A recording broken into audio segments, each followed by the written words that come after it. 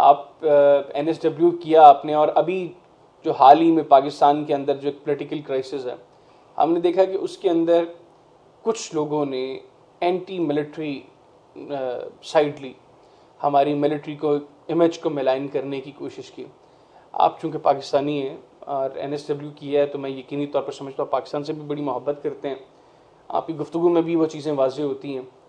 आप क्या समझते हैं यासिन भाई, जब इस तरह के हालात पैदा करने की कोशिश की जाए कि आपकी स्टेट के इतने अहम इंस्टीट्यूशन के अगेंस्ट पब्लिक को वर्गलाने की कोशिश की जाए, उसका क्या इम्पैक्ट होता है और कैसे हम इन चीज़ों से बाहर निकाल सकते हैं लोगों को, इन एलिमेंट्स को कैसे हम पकड़ के इनको कह लें वो सादा ज़माने में खुडे कर सकते, खुडे लाइन कर सकते। देखिए, मेरा तो बड़ा इसमें क्लियर जो स्टांस है, पाकिस्तान जो एक पाकिस्तानी है, ये 22 करोड़ अवाम का एक मुल्क है। पाकिस्तान की आर्मी दुनिया की 6 या 7 टॉप आर्मी है। पाकिस्तान की ISS दुनिया की टॉप रेटेड जो है वो इंटेलिजेंस एजेंसी है। आप देखें कि जब कोल्ड वॉर हुई थी, जब अफगानिस्तान में USSR ने इंटरवीन किया था, तो USSR ये कहता है कि उसको डिफीट करने में पाकिस्तान ISI का बहुत बड़ा रोल था, एक्नॉलेज करती पूरी दुनिया के ISI का रोल था। तो मेरा ये सिंपल क्वेश्चन है कि 30 साल पहले हमारी ISI इतनी स्ट्रांग थी, तो 2022 में इस वक्त इसका लेवल क्या होगा? क्या हमें ये नहीं पता जो लोग इस वक्त डैशिंग कर रहे हैं और आर्मी को ब्लाइंड कर रहे हैं और आर्मी और पाकिस्तान कौम के दरमियान डिफरेंस क्रिएट करने की कोशिश कर रहे हैं, क्या ISI को उनको पता नहीं है? बिल्कुल पता है। मेरा ये स्ट्रॉन्ग बिलीव है कि एक स्ट्रॉन्ग पाकिस्तान के लिए एक स्ट्रॉन्ग इकोनॉमी चाहिए, एक स्ट्रॉन्ग मिलिट्री चाहिए। ये दो चीज़ों के बगैर आप मुल्क तरक्की नहीं कर सकते। जब आप अपने मुल्क ये चीज़ें, ये तो एजेंडा था जो है वो KGB का था, ये आपके मुसाद का था, ये आपके रॉ का था, ये CIA का था कि किसी तरीके से पाकिस्तानी मिलिट्री को जो है वो डिफीट किया जाए, इसको वीक किया जाए ताकि इसको बैक फुट पे लेके जाए। बट अल्हम्दुलिल्लाह आज की डेट तक किसी जगह पे भी हम बैक फुट पे नहीं, हम फ्रंट फुट पे हैं। हर जगह पे, हर इंसिडेंट के ऊपर आप देखें कि पाकिस्तान की इंटेलिजेंस एजेंसीज और पाकिस्तान आर्मी का रोल कितना पॉजिटिव है। बीइंग ए पाकिस्तानी मैं देखता हूं कि अगर मैं आज पीसफुल बैठा हूं तो इसकी वजह क्या है कि मेरी आर्मी इतनी स्ट्रांग है कि मैं इजीली बैठ के अपने दफ्तर में काम कर रहा हूं, मेरे बच्चे कॉलेज जा रहे हैं और एक पीसफुल हम रह रहे हैं। फिर पाकिस्तान जो है वो एक एटमी पावर भी बन चुका है। एटमी पावर बनने का मतलब ये है कि हमारे पास ये सारे कंडीशन मौजूद थे जो एक डेवलप कंट्रीज के अंदर की रिक्वायरमेंट है।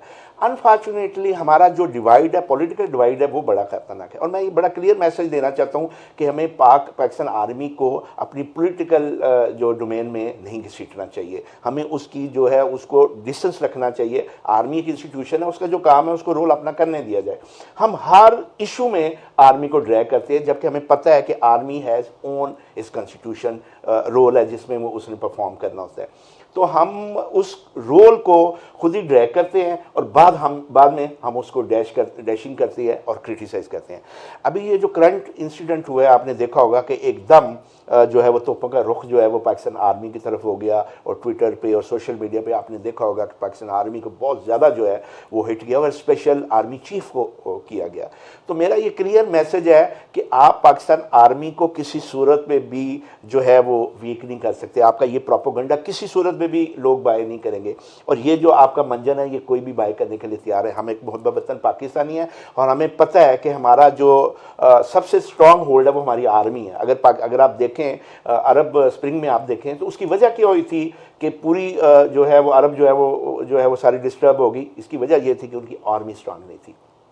अल्हम्दुलिल्लाह पाकिस्तान एक स्ट्रॉन्ग आर्मी है और मुझे फ़ख्र है क्योंकि मेरा अपना बेटा जो है वो फ्लाइट लेफ्टिनेंट है एयरफोर्स में। हाँ, मैंने उसको भेजा है। तो जब आप अपने बेटे को यूनिफॉर्म पहना के जब आप भिजवाते हैं तो आपका एक ही कॉन्सेप्ट होता है कि इस मुल्क के लिए कुर्बान करने के लिए। तो अगर मैंने अपना बेटा को भेजा है तो मैं कैसे बर्दाश्त करूँगा कि कोई फोर्सेस के बारे में कोई नेगेटिव करे, जब मैं मेंटली तौर पर इस चीज़ को एक्सेप्ट कर चुका हूँ कि मेरा बेटा जो है वो इस मुल्क के लिए जान देने के लिए तैयार है। मेरे 3 बेटे हैं, मैंने तीनों को बीइंग अ पेरेंट, मतलब आपने ये बात की कि मैंने इस मुल्क के लिए कुर्बान करने के लिए भेजा है, और एक और मैं आपको ऐड फीलिंग्स जो हैं ये बड़ी ऊपर की फीलिंग्स हैं। मेरे कोई कैसे सोच सकता है? मेरे 3 बेटे हैं, मैंने तीनों बेटों को आर्मी में भेजा है। 2 अनफॉर्चुनेटली नहीं हो सके, ISS भी क्लियर नहीं हुए, ये तीसरे वाला हुआ है।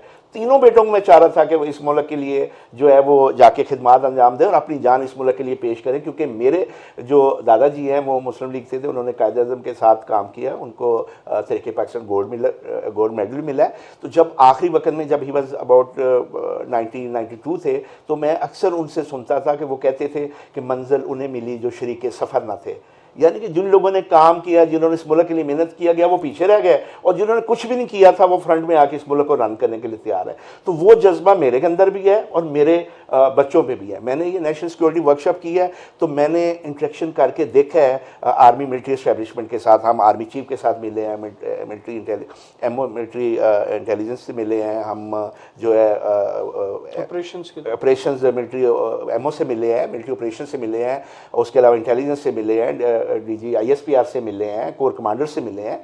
हमने जब इन जनरल्स के साथ इंटरेक्शन किया तो हम तो हैरान हो गए हैं, इनका एक्सपोयर कितना जा रहा है।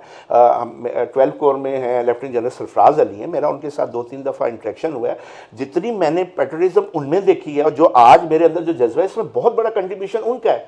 जब मैंने उनके साथ टाइम गुजारा और मैंने देखा कि कितना विजनरी ये लोग हैं और किस तरीके से इस पाकिस्तान के साथ इनकी बॉन्डिंग है और किस तरीके से ये पाकिस्तान की तरक्की चाहते हैं और पाकिस्तान को मजबूत करना चाहते हैं, तो हम भी इंडिविजुअल, हमारा भी है कि हम अपना रोल जो है वो इसमें डालें। और सबसे इंपॉर्टेंट चीज़ किसी भी इंसान के लिए उसकी अपनी ज़िंदगी होती है। जो शख्स मुल्क के लिए अपनी ज़िंदगी हथेली पर रख कर खड़ा हो, उससे ज़्यादा पेट्रियट कौन हो सकता है। और ये नेशनल सिक्योरिटी वर्कशॉप में हमें एक एडवांटेज ये भी हुआ कि हमें जो है वो अपनी सिक्योरिटी एस्टेब्लिशमेंट के साथ इंटरेक्शन करके उनकी प्रेजेंटेशन दे के अंदाज़ा हुआ कि ये इंस्टीट्यूशन जो है वो कैसे रन होता है। मैंने देखा कि ये पूरा इंस्टीट्यूशन जो है ये मेरिट बेस है, और सबसे बड़ा ये है कि ये यूनिटी ऑफ कमांड के ऊपर चलता है। जो आपके सुपीरियर ने आपको ऑर्डर देना, you have to obey that. That is the main correct of the story, कि ये अपने चीफ की तरफ देखते हैं। इसलिए DG ISPR ने भी कहा था ना कि जिस तरफ चीफ देख रहा होता है तो 7 करोड़ लाख जो फौज है वो उसी तरफ देख रही थी। ये बड़ा क्लियर मैसेज था कि यहाँ पे कोई आप जितनी मर्जी डिवाइड करने की कोशिश करें, आर्मी को आप डिवाइड नहीं कर सकते। ये अपने सपा की तरफ देखते हैं, और हमें फ़ख्र है कि हमारे जो आर्मी चीफ हैं वो उन्होंने बड़े अच्छे तरीके से बड़े मुश्किल हालात में पाकिस्तान को जो है वो प्रोटेक्ट किया है। हमारे बॉर्डर्स की सिक्योरिटी को भी, हमारी इंटरनल सिक्योरिटी को भी, हमारे जो बाकी एस्टेब्लिशमेंट के मैटर उनको बड़े अच्छे तरीके से जो है वो टैकल किया। और अल्हम्दुलिल्लाह अभी हम इकोनॉमिकल तौर पे तो पाकिस्तान वीक है, लेकिन मिलिट्री की तरफ से आपको हमें किसी किस्म का थ्रेट नहीं। बिल्कुल। आखिर में यासिन भाई, आप ऑनरेरी कौंसल जनरल हैं श्रीलंका के पंजाब के लिए, ये सफ़र कैसे तय किया और कैसे आप जो है वो बने श्रीलंकन ऑनरेरी कौंसल जनरल? देखिए, इसके लिए देखिए कोई ख्वाहिश नहीं थी, ना इसका कोई क्राइटेरिया, ना ये कोई एडवर्टाइजमेंट आती है कि ये वैकेंसी है। ये अल्लाह ताला की तरफ से मेरी वालदा की दुआ थी, और ये एक चीज़ थी जो अल्लाह ने मेरे लिए लिखी हुई थी। मैंने 1998 से 2001 तक 3 साल के लिए श्रीलंकन चैनल के लिए यंग एशिया कल में कंट्री मैनेजर था पाकिस्तान का। उस वक्त के जो मेरे रिलेशन से, जो मेरे कोलीग से श्रीलंकन जो है वो सारे, आपको कोई मेंबर पार्लियामेंट बना हुआ है, कोई कहीं MD बना हुआ है, कोई CEO है मोस्टली ऑर्गेनाइजेशंस के। तो जब ये 21 अप्रैल का जो ईस्टर बमिंग का जो इशू है, उसमें मैंने सोशल मीडिया में मैंने अपने आप को ज़रा एक्टिव किया, क्योंकि मैंने कहा इस वक्त श्रीलंकन को ज़रूरत है सपोर्ट की। तो being a Pakistani Sri Lankan friend, मैंने एक इनिशिएटिव लिया। मैंने ईमेल्स की श्रीलंकन की रिवाइवल के लिए, टूरिज़म के लिए मैंने तमाम अम्बेसीज को इस्लामाबाद में लेटर भेजा, ईमेल्स की कि भाई आप अपनी ट्रैवल एडवाइजरी श्रीलंका के लिए ज़रा थोड़ी सी रिलैक्स करें, क्योंकि मुझे पता था श्रीलंका का बहुत बड़ा जो इकोनॉमी का जो पार्ट है वो टूरिज़्म से है। और इस ईस्टर बमिंग से जब ये टूरिज़्म चला जाता है, और इसके साथ 2.5 मिलियन फैमिली डायरेक्टली इनडायरेक्टली जो है वो टूरिज़्म बिजनेस के साथ है। तो मुझे वो अपने श्रीलंकन बहनों और भाइयों का भी था कि यार जब ये टूरिज़्म ख़त्म हुआ तो कितना बड़ा उनके लिए इफेक्ट हुआ। तो उसके लिए मैंने फिर एक सोशल मीडिया पे कैंपेन की, जिसके ऊपर मुझे जो Sri Lankan high commission excellency Uddin Shahid है, उन्होंने मुझे इस्लामाबाद बुलाया, और दे थॉट कि मैं श्रीलंकन हूँ। तो जब मैंने उन्हें बताया कि नहीं मैं पाकिस्तानी हूँ, तो दे वर अमेज़्ड कि आप लाहौर में बैठ के इतना बड़े लेवल पे ऊपर आपने हमारी कैंपेन की है कि पूरी ग्लोबल जितने भी टूरिज़्म ग्रुप हैं वहाँ पे जाके आपने जो है वो मुख्तलिफ पोस्टें की हैं, लेटर्स एम्बेसीज को भेजा है, एयरलाइंस को भेजा है, टूर ऑपरेटर्स को आप इंगेज कर रहे हैं, तो आप क्यों ये सारा कुछ कर रहे हैं?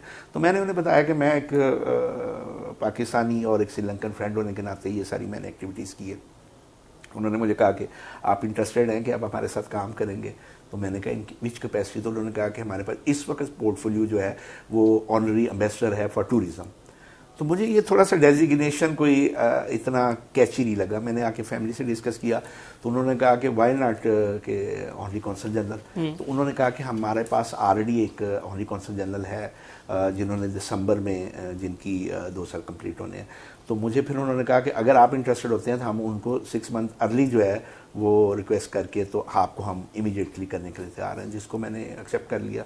और ये एक बड़ा लेंथी प्रोसीजर है जिसमें यहाँ से मैंने अपना कॉन्सेप्ट पेपर जो है वो हाई कमिश्नर को दिया। हाई कमिश्नर ने वो फॉरेन सेक्रेटरी श्रीलंका को भेजा, उनकी अप्रूवल से फिर मिनिस्टर फॉरेन अफेयर के पास गया, वहाँ से फिर prime minister Sri Lanka honourable Mahinda Rajapaksa के सर के पास गया, वहाँ से फिर ये ऑनरेबल गोताबे राजपाक्षे जो प्रेसिडेंट है श्रीलंका, उन्होंने फाइनल मेरी जो समरी है लेटर ऑफ कमीशन साइन किया। फिर वो वापस आया, फिर सेम प्रोसेस जो है वो हाई कमीशन इस्लामाबाद ने पाकिस्तानी फॉरेन ऑफिस को भेजा, फिर फॉरेन सेक्रेटरी के पास गया, फिर फॉरेन मिनिस्टर शाह महमूद कुरैशी साहब से मेरा इंटरव्यू भी हुआ, उन्होंने अप्रूवल करके फिर honourable prime minister x Imran Khan के पास गया, वहाँ से समरी अप्रूव होकर प्रेसिडेंट के पास गया, फाइनल वहाँ से जो है वो मेरा एग्जेक्टिव लेटर जो है वो साइन हुआ।